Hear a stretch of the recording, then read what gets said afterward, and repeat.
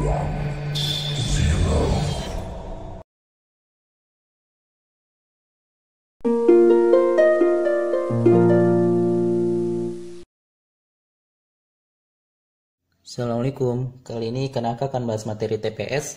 Katanya sih dengar-dengar soal S1 banyak yang keluar. Nah, kali ini kita coba kerjain yuk. Langsung aja nomor 1. Di soal ini, diketahui pertidaksamaan 3x min 5 lebih dari sama dengan 4x min 3. Yang ditanya adalah mana yang bukan merupakan solusi atau himpunan penyelesaian. Kita flashback, berarti ini materi kelas 7 ya, pas SMP. Nah, coba saya tulis ulang ya soalnya. Berarti 3x min 5 lebih dari sama dengan 4x min 3. Nah, kalau dapat soal ini, sebenarnya ini seperti sama dengan ya. Artinya ini ruas kiri dan ini ruas kanan. Lebih gampangnya adalah nilai x-nya semua dipindahkan ke kiri. Yang konstanta seperti ini, min 5, pindahkan ke kanan. Ingat kalau dipindah ruas harus berubah tanda. Contoh di sini 3x, 4x positif pindah ke kiri jadi negatif. Nah, ini lebih dari sama dengan min 5 pindah kanan berarti positif. Nah, ini kan negatif 3. Berarti tambah 5. 3 kurang 4 berarti negatif 1. Lebih dari sama dengan negatif 3 tambah 5 berarti 2. Nah, ingat nih konsepnya. Kalau di depan x-nya itu bernilai negatif, khusus untuk depan x-nya atau variabelnya. Kalau dia negatif, tandanya harus berubah.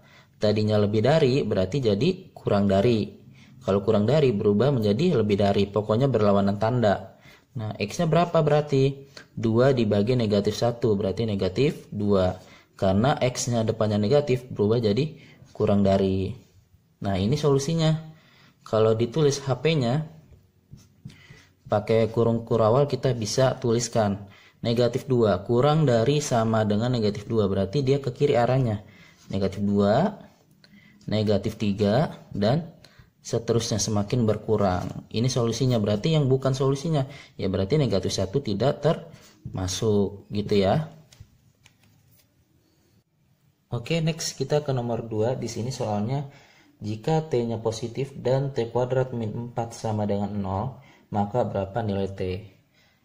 Nah, ini Kanaka ingin kasih ilustrasi dulu, karena banyak banget yang di soal seperti ini biasanya ada sedikit salah konsep. Kenapa? Kanaka tulis misalkan x pangkat 2 sama dengan 64 dengan x sama dengan akar dari 64. Sebenarnya konsep seperti ini tuh berbeda ya.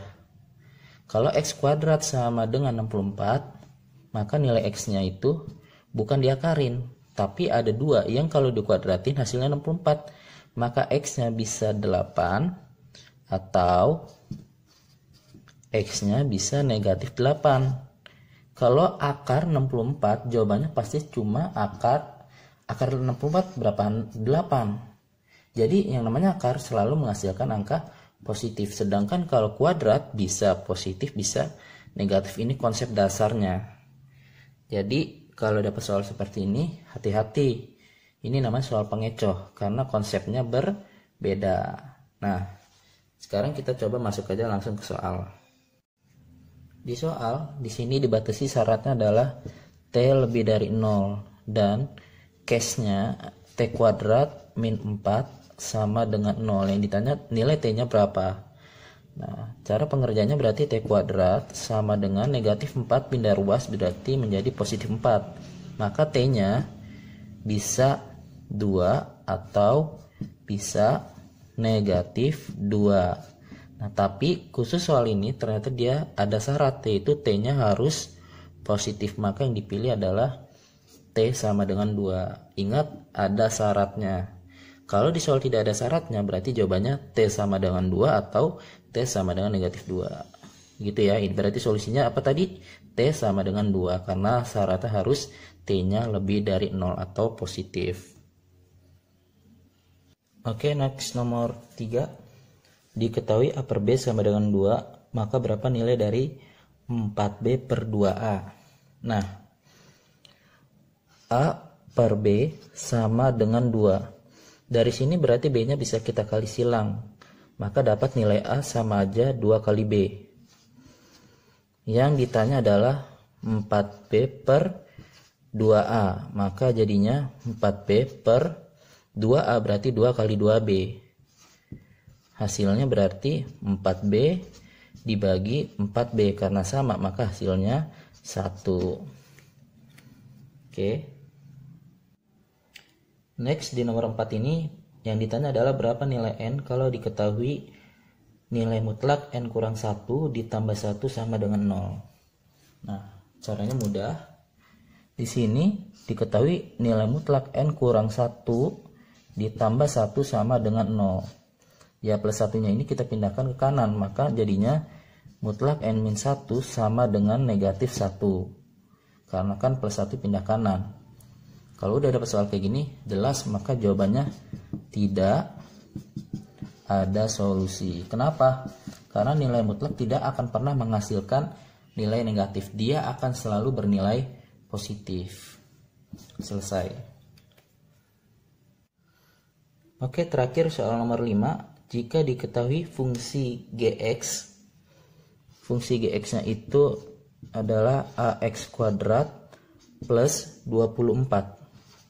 A ini koefisien di depan X kuadrat, sedangkan G4-nya bernilai 8. Ini kan artinya X-nya ganti 4. Maka jadinya 4 pangkat 2 di sini. X-nya ganti 4 kan? A kali 4 pangkat 2 tambah 24. Nah, 4 pangkat 2 itu 16. Maka jadinya 16A tambah 24. Hasilnya di soal itu 8. Ya udah, berarti 24 pindah kanan. Maka dapat 16A sama dengan 8 plus 24 dipindahkan menjadi negatif. Berarti 16A sama dengan negatif 16. Maka A-nya dapat negatif 16 dibagi 16. Itu negatif 1. Karena tadi dapat A-nya negatif 1, maka bisa kita tulis GX sama dengan A-nya negatif 1. Maka min X kuadrat tambah 24. Yang ditanya adalah G min 4. Ya udah, X-nya maka diganti dengan min 4. Jadinya min X-nya ganti min 4 tapi dipangkatin 2 tambah 24. Nah, min 4 dikuadratin jadinya 16, maka min 16 tambah 24. Maka hasilnya tetap sama, yaitu angka 8. Ini jawabannya. Sudah selesai ya, gampang kan? Mudah-mudahan bermanfaat bagi kalian dan semuanya bisa lulus UTBK dengan nilai yang sangat baik. Wassalamualaikum warahmatullahi wabarakatuh.